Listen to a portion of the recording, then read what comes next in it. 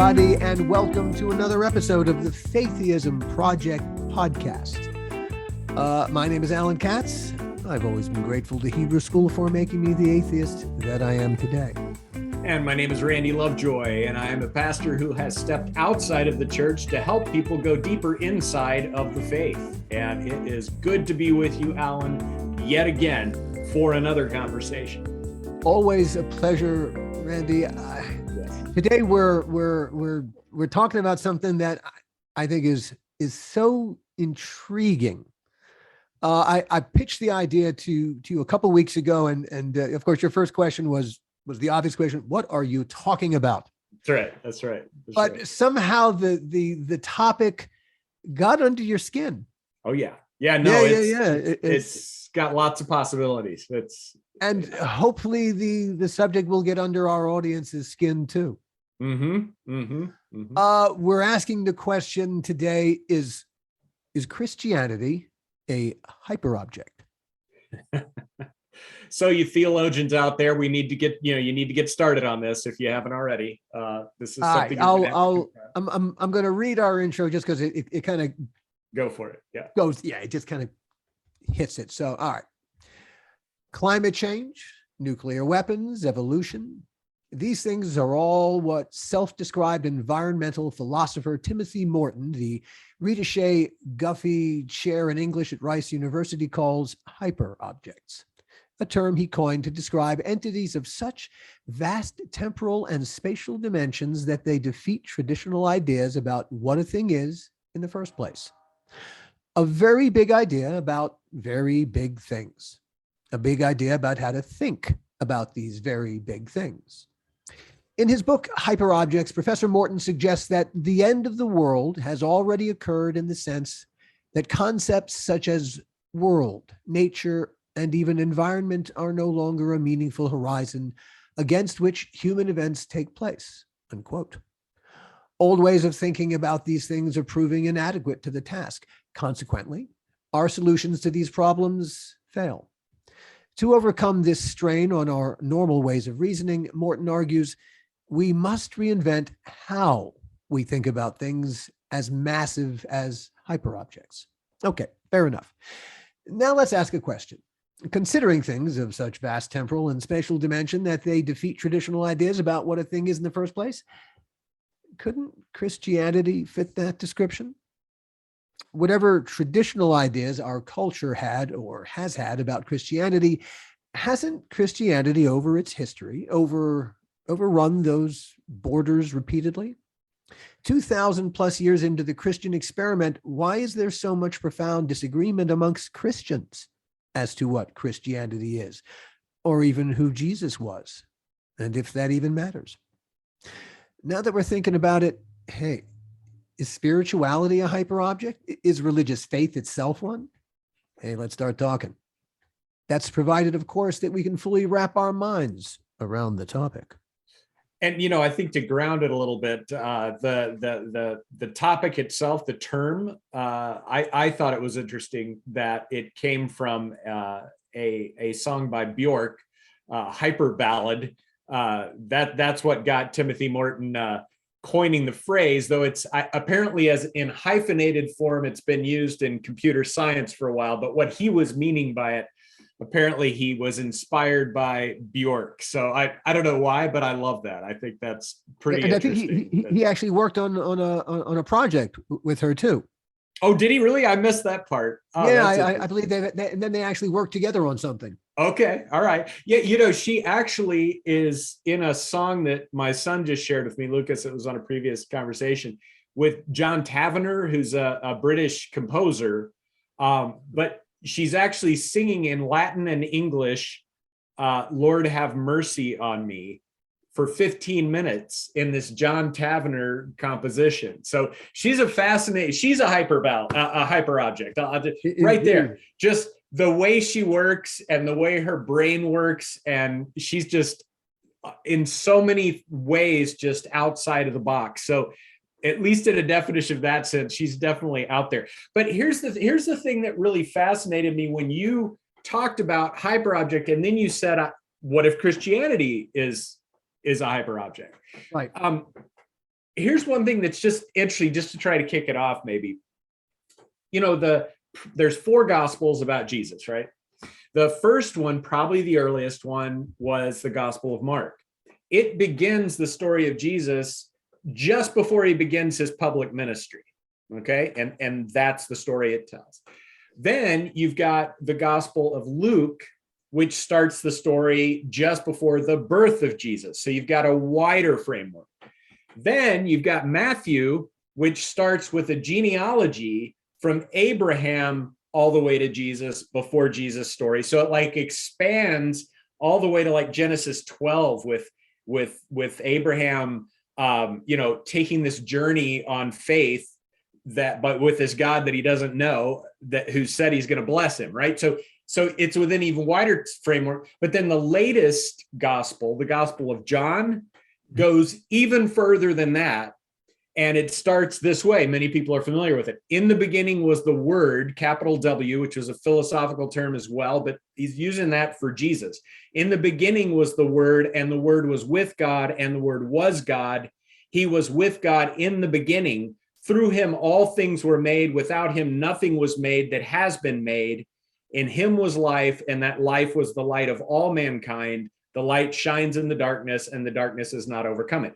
That's the beginning of John's gospel. So you see this progression. It's like John was auditioning to be a hyperobject. Yeah, exactly. I mean, because John decides, all right, if I'm going to tell the story of Jesus, I've actually got to go back to creation. It's not even enough to start in Genesis 12 with Abraham. We're going to start right at the beginning and even kind of parrot the beginning of Genesis 1 with the start of the gospel about Jesus. But the idea that I wanted to highlight there is, it's just, you see this expansion of the concept of who was this guy from Nazareth, the little town of Nazareth, who was this guy?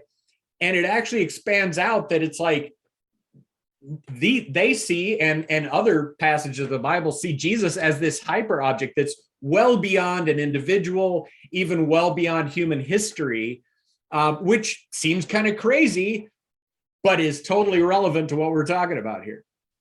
My son and I were talking yesterday, because when I told him what we were going to talk about, he just got fascinated. He finds the idea of hyperobjects very compelling, and we got into a conversation, and I forget what exactly motivated it, but we suddenly said to ourselves, well, wouldn't the cross itself be a kind of hyperobject? Mm-hmm. Because it starts as one thing. I mean, really, it was an execution device. That's right. It was, like the guillotine or a firing squad or lethal injection. Electric chair, whatever. Yeah. So really, it starts as one thing, and then it becomes the symbol for an entire faith, but it also becomes used as a symbol for a lot of other things that the faith is attempting to do or use its power to accomplish. And suddenly it even becomes the scene of the switch from, the way we used to talk about all time with the BC, before Christ, and the AD, Anno Domini, the year of our Lord. You've got this, the cross is after AD, but it becomes a part of that whole division of all time by, certain parts of the planet on the basis of this story. So, I think it's a great candidate for this kind of concept and idea. You can have a cross, being in a church, and you can have a cross be on a crusader's chest. Yeah, or somebody dancing, at a nightclub, and they've got cool jewelry with a diamond encrusted cross around their neck, and you're like, so what's the symbol there? What's the meaning at this point? It's definitely, and I think that's one of the things I really liked about the concept of hyperobject is it's something that we as humans can't control. Yes. And I think it's those things that work outside of us, those things that are beyond our perception. I thought that was kind of fascinating. It's where you're starting to recognize that there are other things in the world that exist, whether we notice them or not, whether we measure them or not, whether we interact with them or not, they're out there, they exist, they have a life of their own. And at least, you know, as I was reading it, it took me back to, I had a little Wittgenstein period where I was very into his stuff and trying to understand. Did you? That's right. That's right. My Wittgenstein period. I was never too much into the previous Wittgenstein. It was always the philosophical investigations after he had his big later change. The early Wittgensteins. Yeah. That's right. That's right. But you know, one of the things he was really trying to react against, this solipsism, kind of this idea that it's only what's in our mind, or in my mind really, is all I can be sure exists, you know, which kind of came from, you know, Descartes' kind of his prayerful meditation, trying to find what was absolutely undoubtable. And he went in, you know, instead of out, he went in. And so then you've got this view where it's like, there was, I mean, a strong philosophical point of view where it's like, all that we really know about is what's going on in our minds. And then even this idea that our identity is this stuff that's going on in our brains, like the synapses firing, that's us, you know, which in a way is kind of a weird idea. You know, it's like, yeah, but I inhabit a body, and I'm in a family, and I'm in a community, and I'm in a country, and I'm on a planet, I'm in the galaxy. You know, there's all these other connections that suddenly, well, we're not sure if they exist. And so one of the things I love about the hyperobject idea is it's almost like turning that around and saying, okay, rather than going in, let's go out to the max and see what's out there outside of us and beyond us, you know? It's the scale. Yeah. Yeah. It is pulling that camera out to perhaps, because we don't know, but the widest possible perspective on a subject to try to grasp what it even is. Right. And it's, you know, it's I think a more humble recognition that we're part of a massive thing, whatever all of this is, and that we're intertwined in all of it, and we're engaged in all of it, and we can't remove ourselves from it either, you know, which is another thing. You know, I think that's something else we've had to learn. But to me, that, you know, as we started our conversation a couple of weeks ago, you know, with the pandemic, for example, it really strikes me that our leaders, another hyperobject. Yeah, and they really messed up by assuming it was something that we humans could control if we just had the right approach or the right rules or the right technology. But you're actually, you know, that's actually misunderstanding the pandemic. By its nature, it's this thing we're not in control of. It's this thing that runs on its own without asking our permission or without getting a visa or whatever. And you know, I think if our leaders in all of the countries around the world had started with a more humble approach of saying, wow, this is a really big thing, but we're going to do our best to limit the damage, rather than kind of saying, we're going to get this done, we're going to handle it, and it's going to be over. And it's like, well, you can't really promise that in a world where you acknowledge that kind of hyperobject. It you know, because it reduces our ability to control things. That doesn't mean, again, that we can't, you know, deal with it, but it's just to promise somebody it can be handled is like a major leadership mistake.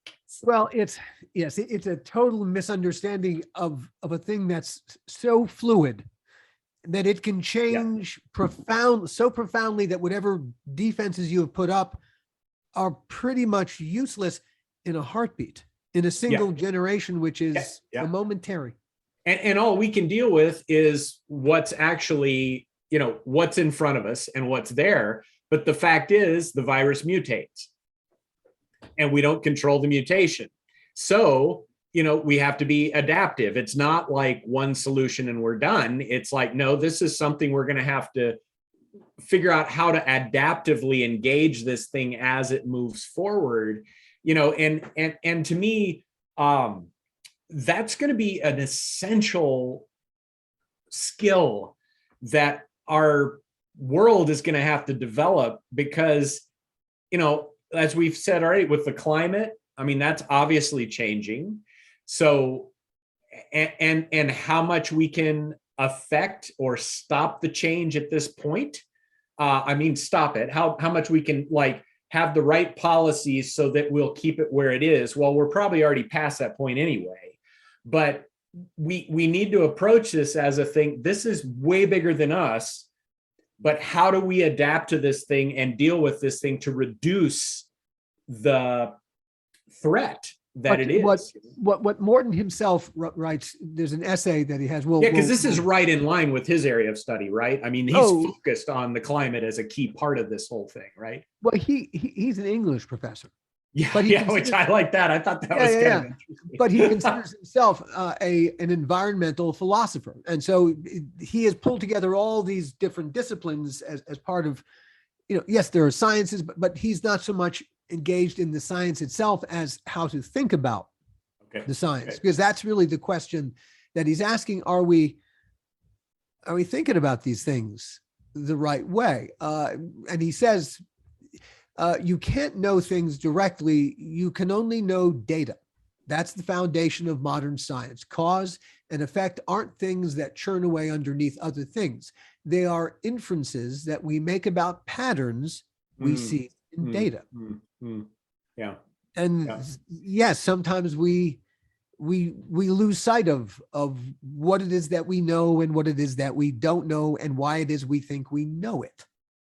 And it's, I think we imagine that once we come up with a pattern in the data, then we've handled it.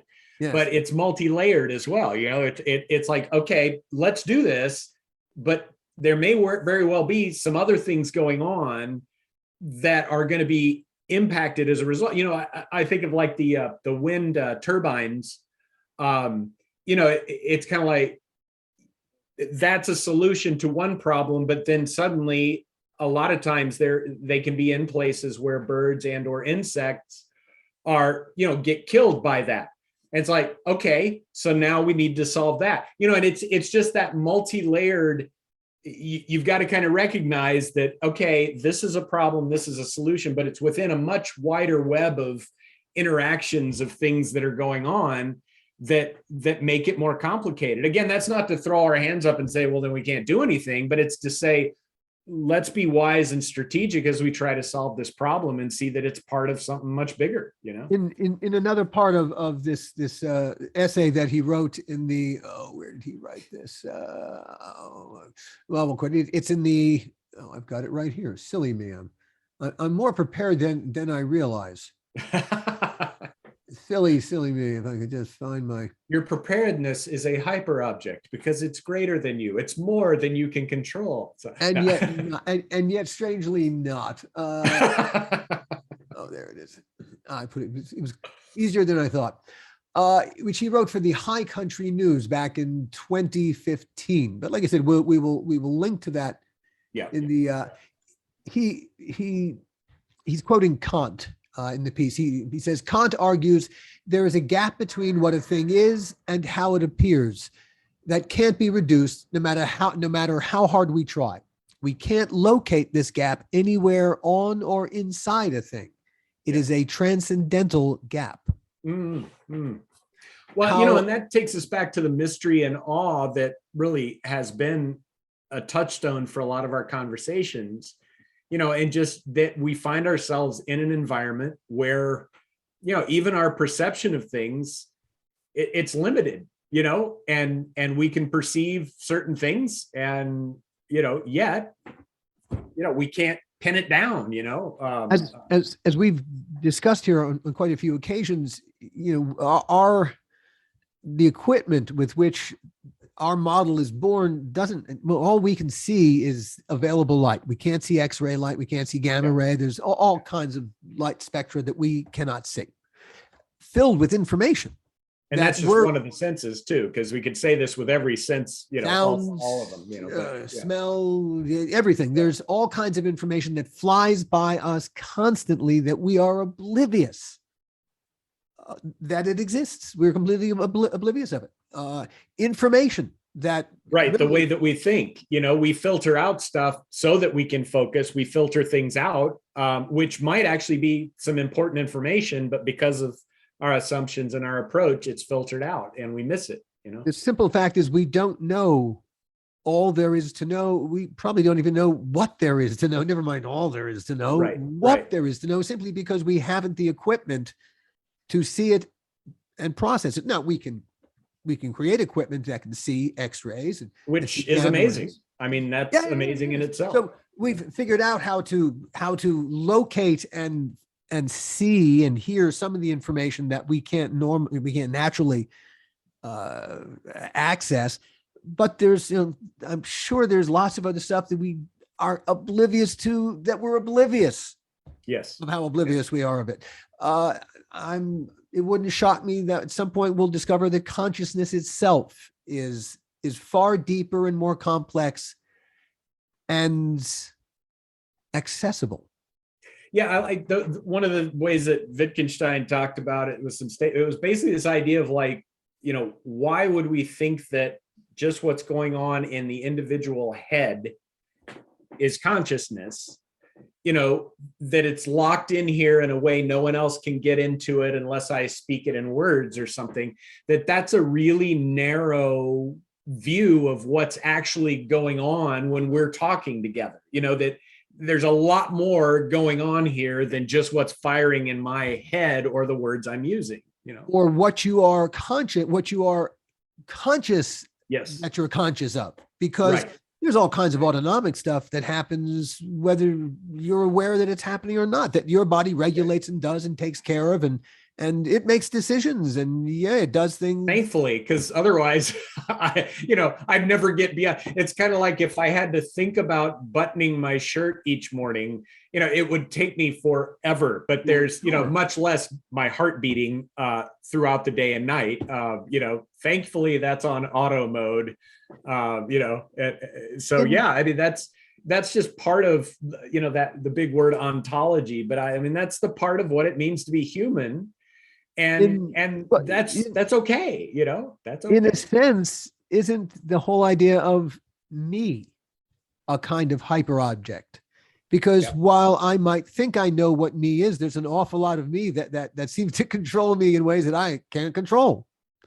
Well, and just the concept of the individual, you know, that's something, you know, I am sure that people from many other cultures and places and times, you know, if they, you know, were able to take a time machine and visit here, that would be one of the things that would be, I think it would really confound them. They'd be like, wait, you think you're an individual who can make things happen by decisions that you make on your own? Is that right? You know, but to us, that's like, well, of course I can. But to them, it'd be like, hilarious. Really? You know, because that was an innovative idea among humans. I mean, you know, you can trace that stuff, and even like psychology and all that, you know. I mean, when Augustine did the Confessions, you know, one of the things that was kind of mind-blowing, I think, for people about it was the way that he just wrote about himself and what was going on in his own mind and what he struggled with. You know, it was just different way of thinking and approaching existence, you know, which then took off from there, you know, and we got to Freud and all sorts of stuff, you know. Whatever will we do when we all discover the terrible truth? We're all part of a giant computer simulation. Yes, that's right. That's right. Free will. As the Matrix has shown us clearly. You should see this. There's a free will app that we can never get it to work right. Yeah, but here's the thing. If we are, you know, like the Matrix says, I think they would have the computers that needed our energy or whatever would have set it up so that I could have as many steaks as I want without putting on weight. I think that is a sure sign that it is not a program from some computer that just wants my energy, because man, make it desserts are health conscious. Broccoli is fattening. You know, why not set it up that way? That would serve us way better, I think. You're assuming that this person sitting atop the Matrix is a nice person as opposed to some rat bastard. That's true. Who's always trying to torment people. He's not even human. I mean, for that matter. So it's the worst kind of artificial intelligence. That's right. That's right. Now, just to bring it back around for a moment to Christianity, although yes, which is exactly that was my next question. So okay, let's bring it around. Let's bring this around. Yeah, you know, the thing, you know, I really feel like there's an easy argument that can be made from the Bible that this what question are you answering? Yeah, that this God that it talks about is a God who's not controlled by us. God is a hyper object in this sense, without a doubt, in my view, in the way that God is described in the Bible, right? But then, even with the disciples, one of the things I love about the Gospel of Mark is you read about the disciples and they so don't understand what Jesus is up to. They're constantly misunderstanding. They're constantly not getting it, and it's hyperobject. I mean, the way that a lot of the Bible talks about Jesus is it's this guy that kind of breaks into our reality and then just kind of blows it all up, or at least turns it all upside down, and then leaves again. And just to track that, the funny thing is how much we as humans try to control that story, that message. I was just working this book I'm working on. I was working on a section. I started with this joke, which I don't think I've said on this podcast. If I have, you can edit this out. But it's the joke of this small town, not well educated pastor that's getting nervous about modern translations of the Bible. And so what he says to defend himself is, if the King James was good enough for the Apostle Paul, it's good enough for me. And what I love about that, it's a perfectly good if-then statement. However, that kills, I bet. That's right. But, the weird thing is there are people even today that still hold on to the King James as being the only valid English version of the Bible. But the funny thing is, if you go back to, say, the 600s, at that point, the only valid translation in the Western Church was the Latin translation of the Bible. If anybody tried to do an everyday language version, you'd get burned at the stake or in all sorts of trouble, right? But then you go further back and it's like, yeah, but it wasn't even written in Latin. So why would Latin be the language when it was written? The New Testament was written in Greek. So why wouldn't it be Greek? So you've got Greek, Latin, English, people trying to control which version and how it's read. But then by 500 AD, the Bible had already been translated in 500 different languages, before the Latin version, so it's just like all of this, to me, that story shows all of the human attempts to control this thing that is called Christianity, and to shut it down and say it's ours and we know how to do it. And if you don't do it our way, you're doing it wrong. And the other is, and if you don't do it the way we say you should do it, you're really going to mess this thing up.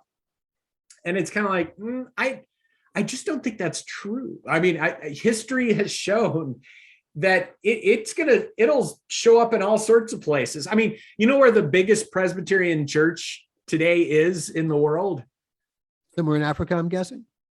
No, it is in South Korea, in Seoul, South Korea. Sure, I think it had, at least a number of years ago, it had 60,000 members. I don't know how many now.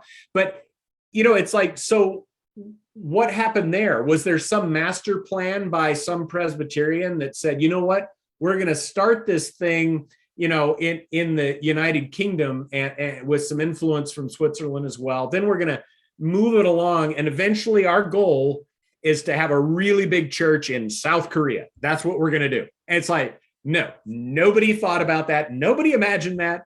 And it's this thing that's out of our control. Why? I'm really curious.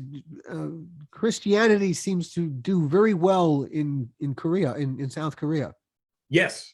Which is funny because, I mean, it's almost ironic. I don't know. I don't want to overuse that word, but North Korea, it's like you can't possess a Bible. If you do, you get into some serious trouble. South Korea, you've got that one. You've got another one called Youngnak that is, again, this is a decade back or so, but it was over 100,000 members in Seoul back then. It was probably the largest in the world at that time. And it's like, wow, that's interesting. In South Korea, interesting, But then Japan, for example, Christianity Japan has had a much tougher time than it has in South Korea. And in China, though people, in positions of power don't want to admit it, it's growing rapidly there. So why do you suppose Japan has been a challenge, while South Korea has embraced Christianity with incredibly open arms? That's a great What's question. The difference in those two cultures that makes Christianity appealing to one and unappealing to the other? I will do a little research on that rather than speaking off of the top of my ignorance. Yeah, it's a great question. I think it's a really interesting one, because it's like, well, why does it work some places, not others? And also, the early church was, a lot of the countries, Saudi Arabia, Turkey, Libya, was the center of the church, during the time of the Roman Empire. And now it's a very tough place to be. And Islam is in those locations now and is the power there.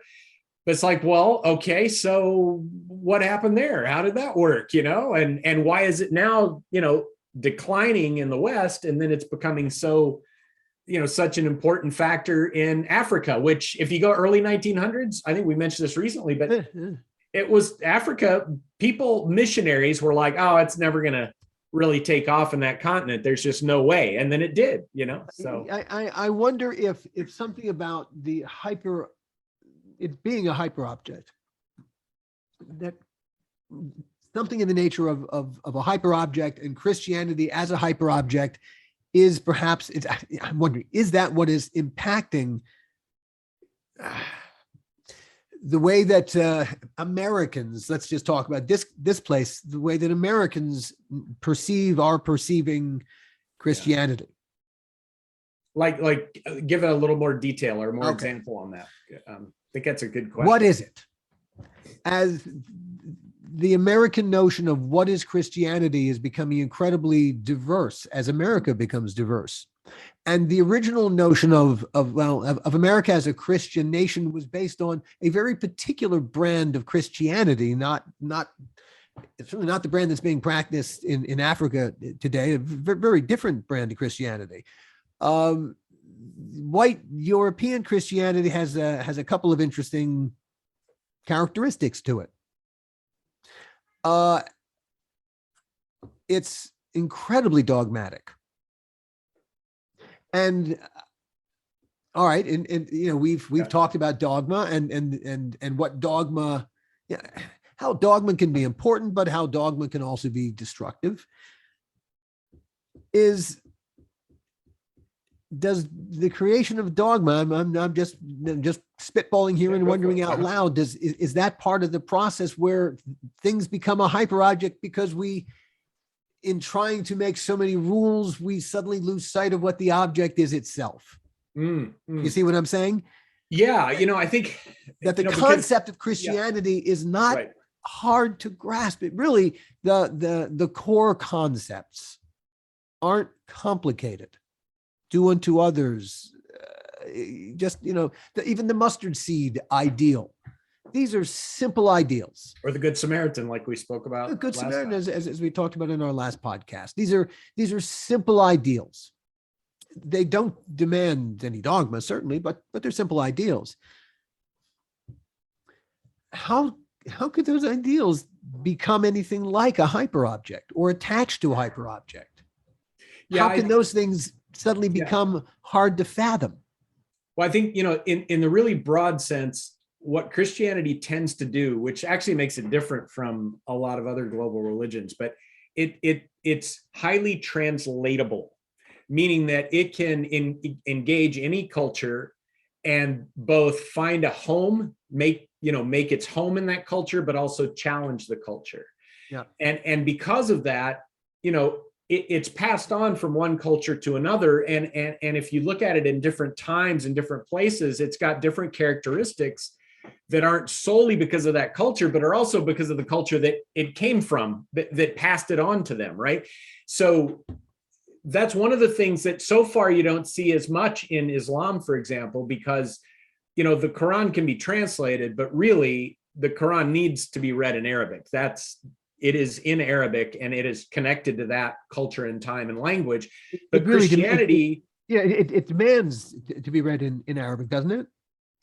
Yeah, because... you can read it in other languages, but you really must, in order to really read it, you must read it in the Arabic.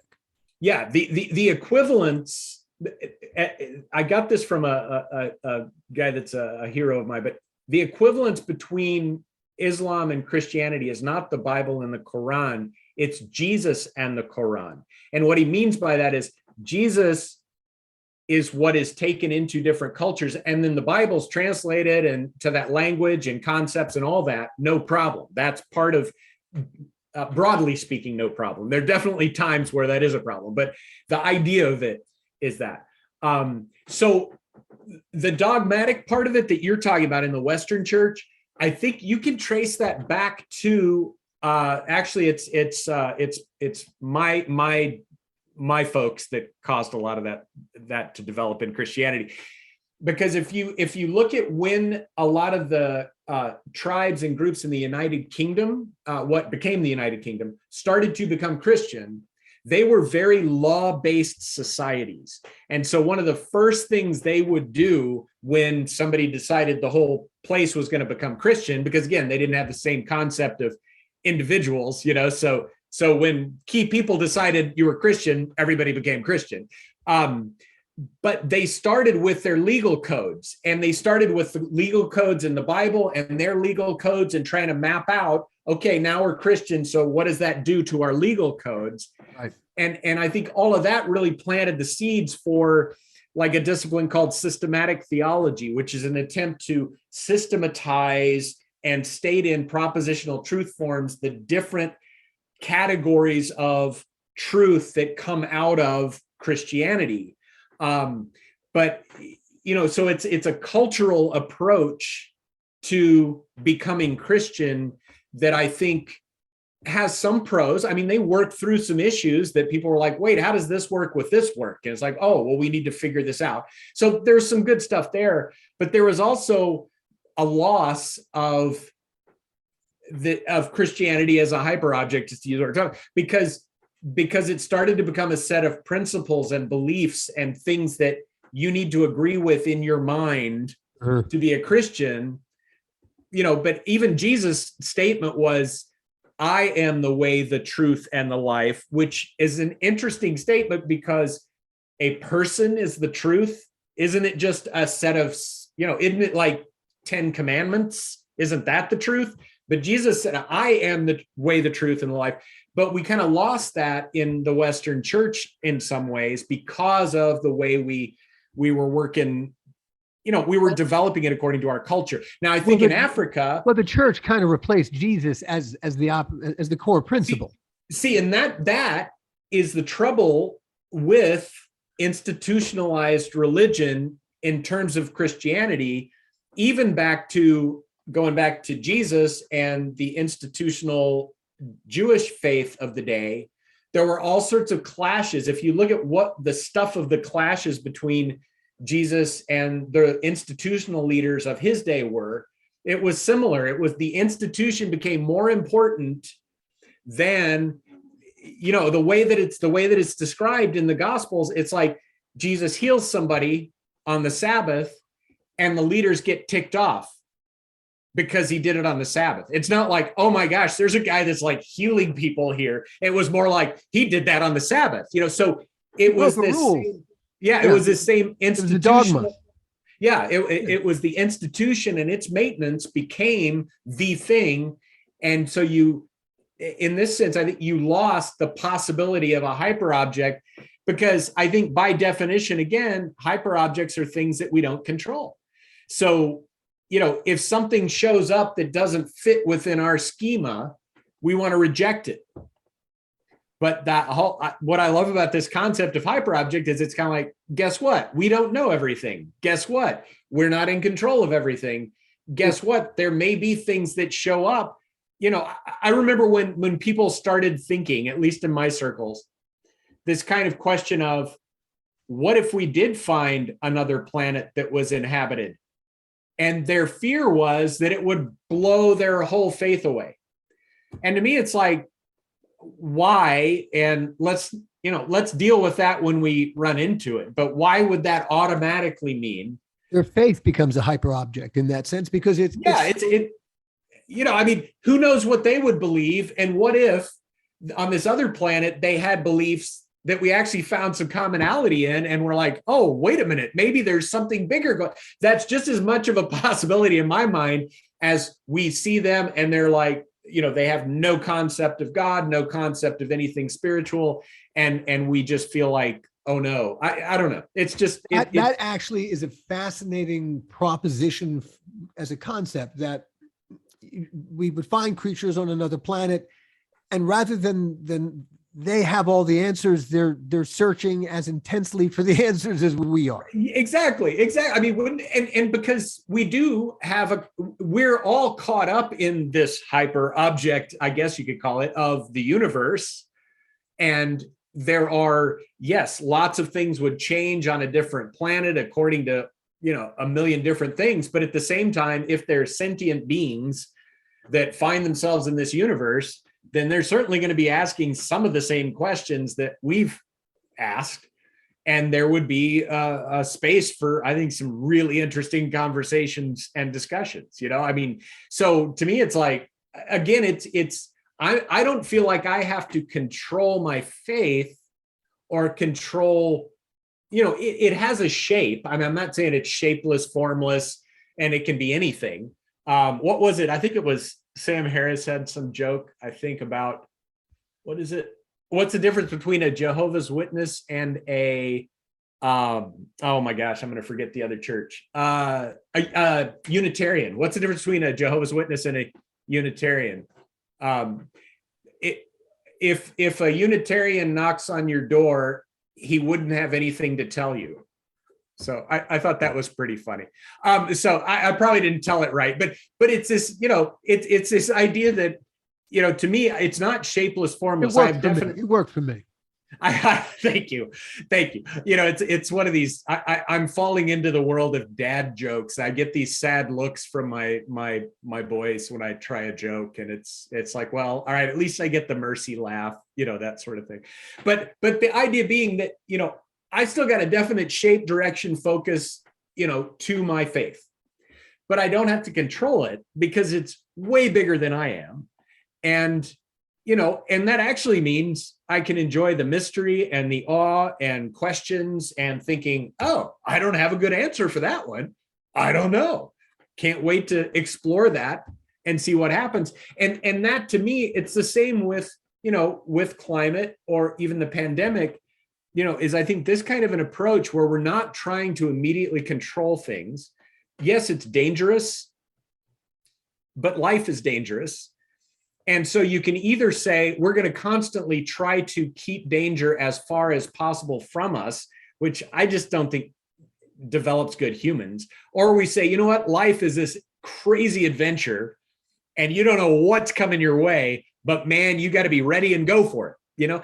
I'd much prefer that approach. There's indeed risk, and there's nothing wrong with the risk. Not at all. I mean, that it simply is part of being a human that's limited in our power, our ability to understand, our senses.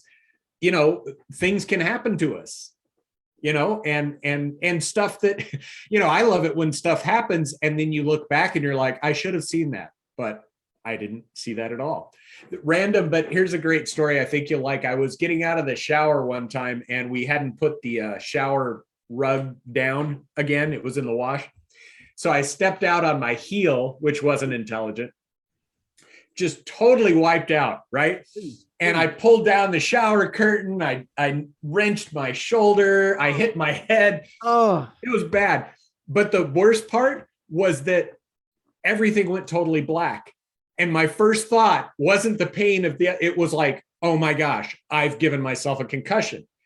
But then as I sat there a minute and looked over, I realized that as I had reached out while I was falling, I just knocked off the light switch. So it was totally fine. I just thought I had a concussion. But to me, it's like, that's part of being human. It's crazy. It's silly. It was dumb to step out in the first place. What a ridiculous idea that I knocked myself out because it all went dark, but that's because we don't control everything. And you can actually find some humor and joy in approaching life that way, even though it's still dangerous, but Oh, certainly. I think there's a great lesson to be taken from the whole idea of hyperobjects. Yeah. Yeah. A tremendous, well, the whole thing that got him thinking was the need to think about these big things differently Yes. than we're thinking about them. Yeah. I mean, what was it that caught your attention, this concept? What was it that really grabbed you as you were picking up on this?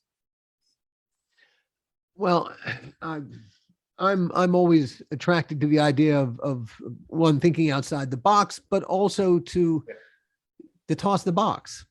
Mm-hmm. That part of the rut that we're in is we keep thinking about things the same way. What's that thing about insanity? That one, insanity. You keep doing the same thing again. And expecting a different result, and it's kind of like, I think it's time to think differently here. This is not working for us. Yeah. And in my, as I've gone along on this path, 63 years now, what strikes me that the thing that gets in most people's way is they think about things poorly. Well, their analytical skills aren't very good, but then they frame things from a strange perspective.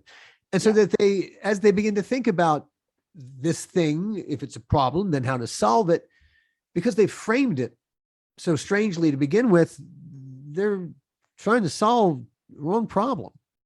See, that's why I like that joke about the King James thing, because it's just framed in a way that it's like you've just canceled out your whole point because of the way you've set it up. There's assumptions that you're making that aren't accurate, and that's messing everything up. And I feel like in so many ways we're doing that in the midst of all the change that's going on, and I'm not blaming us. I mean, the fact is life has changed so dramatically and so quickly for us as human beings that it's hard to find a frame that works. But I think we're latching on to frames. Some of them are from the 60s and some of them are for much earlier than that.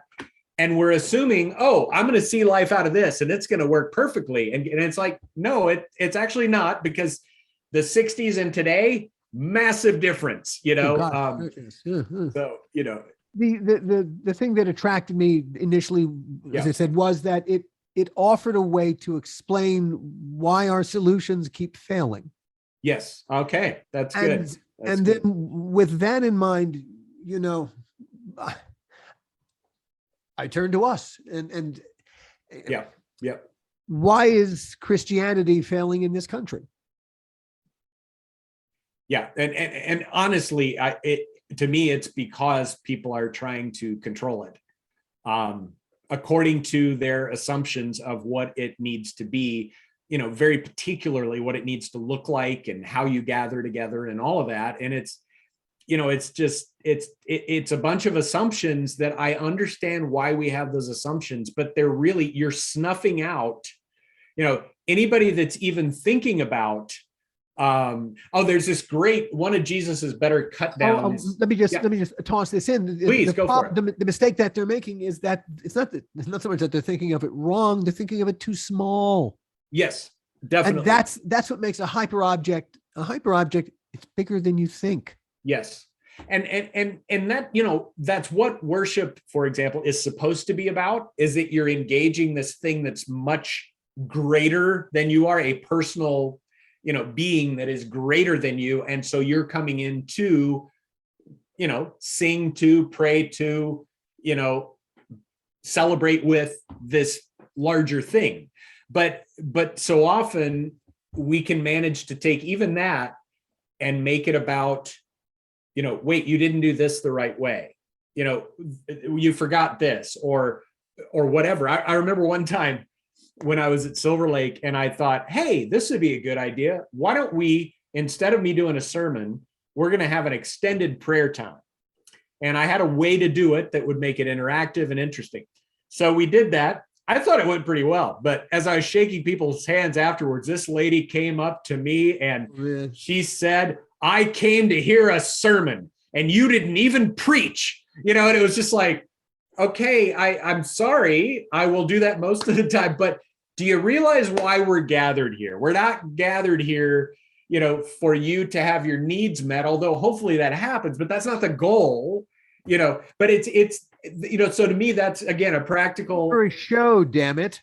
Yeah, exactly. This is like, the idea is that you're coming to engage something that's way bigger than you are, which means you're not in control, which means be ready for whatever's going to happen, but don't like have a locked in way it has to occur and get ticked off if you don't get it. I mean, what's that, Let's close on this. When you finally sparked to the idea of hyperobjects, you really sparked to it. Yeah.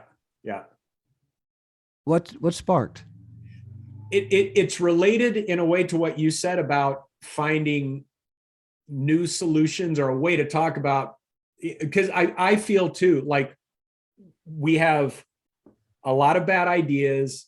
We're trying to implement them yet again.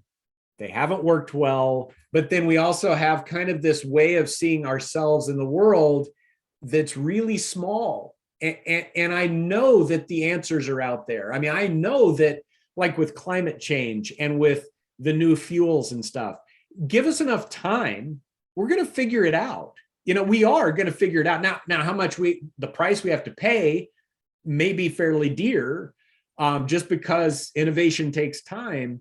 But this idea of, well, look, we've got a huge challenge ahead. We're probably already going to suffer some consequences, but what should we do?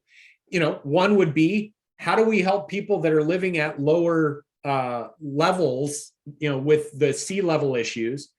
How do we, in a way, loving our neighbor as ourselves, how do we help them relocate or deal with it, or how do we deal with that while we're also innovating, trying to get these new energy sources to work, but not in a way that's like, stop oil now, which then means a whole bunch of people, especially the poor, get really hurt because we haven't replaced it with anything. It's like, replace the thing as fast as possible. So it, to me, and definitely with Christianity, I've always felt like Christianity, my faith has always encouraged me to think out of the box. It's never been about climbing in a box. And I know other people do experience faith as a box you can climb into and be safe. And there's a time for that, but that's not what Christianity is. Christianity is much more about open your mind to a greater reality than anything you know or expected to know. But when you do that, I mean, life becomes an adventure. I mean, it makes life really fun. But when you're like holding so tightly, it's like, of course, people are angry, upset, cynical, mad, beat their spouses, whatever, because it's like, who wants to live in that kind of a world, But that's not the world we live in. And so it just all, to me, it was pointing in the right direction to being able to think in fresh, new, innovative ways. And I'm always excited about that. I really don't like when people try to control thought. I love when people are opening the doors to innovation that'll move us forward. And I think I think you've just opened my eyes, Randy, to the fact that life might be the ultimate hyperobject. Amen to that. Yes. 100%. And on that bombshell. We're going to count who gets how many bombshells, but I think you're way ahead. I think your batting average is much better than mine. I've got to work on my bombshell. I'm always looking for it. I'm telling you, that's this whole world that you're in of writing and scripts and all that. I think it just, you phrase things well. You put them together well. I'm a preacher. I talk about them for 45 minutes when I should have just talked about them for 22 minutes, but you've got a way to just boom, hey, that was a good one, let's go with that. So love it. I've always had to work inside a schedule. The episode can only be this long, dude. Yes. Start cutting now. And that's so hard. Oh man, that is so hard to do. It's a whole discipline unto itself. But that's another conversation.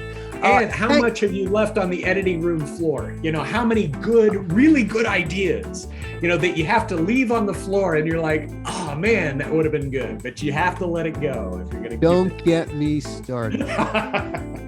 Yeah, we should talk about editing sometime. And Oh, focusing. well, yes, well, yes. Hey, editing is the name of the game. Yeah. I don't know why we call it writing. We should just cut to the chase and call it rewriting, because that's really what it is. Yeah, that's true. That's true. Yeah.